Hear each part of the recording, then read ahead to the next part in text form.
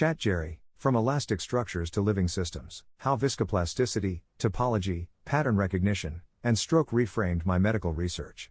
Number 1473, VPT Sharp 034, December 20, 2025. Gerald C. EclaireMD Foundation. Category, Self-Reflection. Introduction. This article is a personal reflection. It is not written to claim authority, seek recognition, or persuade institutions. I write it to clarify how a long intellectual journey across engineering, business, medicine, and stroke recovery finally converged into a single understanding. For most of my life, I worked on systems that failed. Some failed mechanically, some failed economically, some failed organizationally. Later, I studied systems that failed biologically. Only recently did I fully understand that. I had been studying the same phenomenon all along: time dependent and irreversible deformation under sustained stress. That phenomenon has a name. It is viscoplasticity. Early foundations, elasticity, and structural survival. For from 400 to 500 years, solid mechanics was dominated by elasticity. From Galileo to Hooke and Euler, structures were assumed to deform elastically and survive, as long as stresses stayed below a limit. Time was mostly ignored. This worldview fit the needs of its era.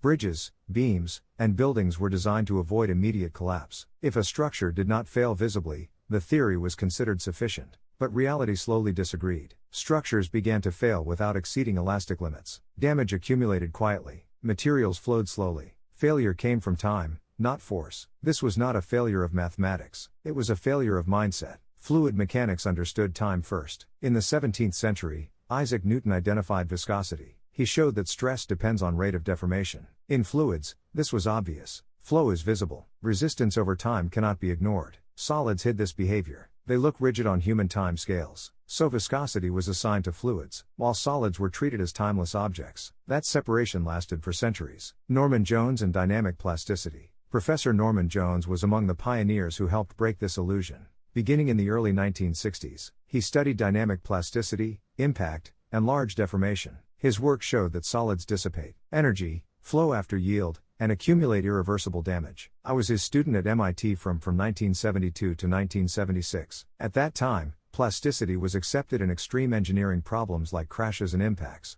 but it stayed confined to structural failure analysis. No one was thinking about biology or medicine in this language. The conceptual bridge did not yet exist. In 2010, I began self-studying medicine using my own body as a living laboratory. By December 2020, after I had written about 600 medical papers, Professor Jones suggested that I explicitly apply viscoplasticity to medical research. That suggestion opened a new chapter, leading to nearly 900 more medical research papers. Pattern recognition is my core ability. After my stroke on June 21, 2025, I reached a clear realization. My greatest strength has always been pattern recognition. I built a multi-billion-dollar semiconductor IC design company using AI-based algorithms. Despite never formally studying electrical or electronic engineering, this was not because I knew circuits better than my PhD engineers. It was because I could see structure, hierarchy, bottlenecks, and leverage points quickly. I saw systems, not parts. Often, I sensed outcomes before detailed analysis confirmed them. Pattern recognition in people and organizations. The same ability applies to people. Within 10 to 15 minutes of observation,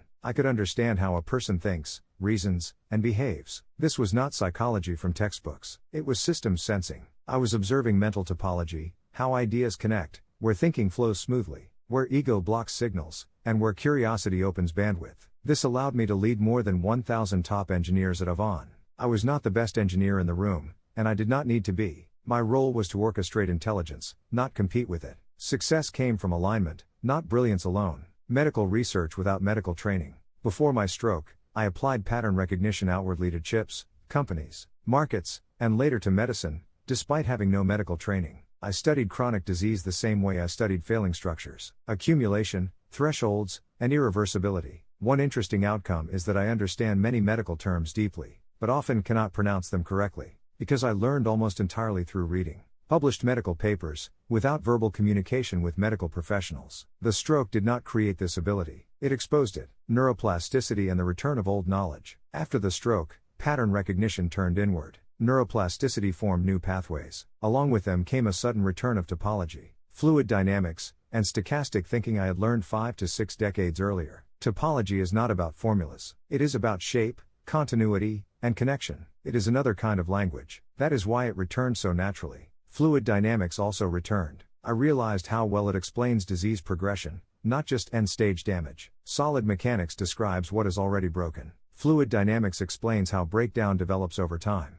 from solid VMT to fluid VMT. For decades, my work focused on solids, rupture, and irreversible failure that matched the problems I was solving. After stroke, aging, and long-term biomedical observation, processes and progression became more important than end stages. Autophagy, circulation, clearance, neural recovery, and metabolism are not structural failures, they are time-dependent flow systems. A solid VMT view can describe final damage. A fluid VMT view is required to understand progression, recovery, and trajectory. Why the same equations apply. Viscoplasticity is not a material label, it is a behavioral law. It describes time-dependent irreversible response under stress. Strain rate in solids and flow rate in fluids are mathematically the same quantity viewed through different lenses. This rate of deformation is the core of viscosity. Energy does not care whether the system is steel, tissue, blood, or metabolism. Stress interacting with strain produces energy. Accumulated energy produces damage. Why medicine missed this? Medicine avoids irreversibility. It is uncomfortable. It limits optimism. It forces acknowledgement that damage accumulates, even when biomarkers look acceptable. Engineering accepted this reality decades ago. Medicine has not,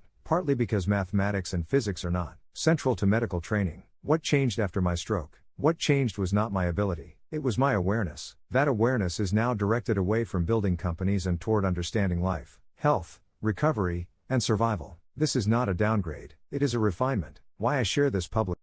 Financial success gave me one advantage, the ability to help others. That is why I share my work publicly, through YouTube, not journals or conferences. I am not anti-medical expertise, I am anti-unnecessary gatekeeping. That distinction matters to me. Closing reflection. Elasticity taught me structure. Plasticity taught me irreversibility. Fluid dynamics taught me process. Solid dynamics taught me end stages. Topology taught me connection. Pattern recognition taught me how systems work. Stroke taught me awareness. All of them belong to the same skill. I am doing now what I have always done best. Seeing patterns early, across boundaries, and acting on them before others realize they exist. Disclaimer: this content is for educational reference only, and does not constitute medical advice. No doctor-patient relationship is created. You may share this summary freely, but it must not be altered, edited, or republished as your own. All intellectual property rights belong to the author, Gerald C.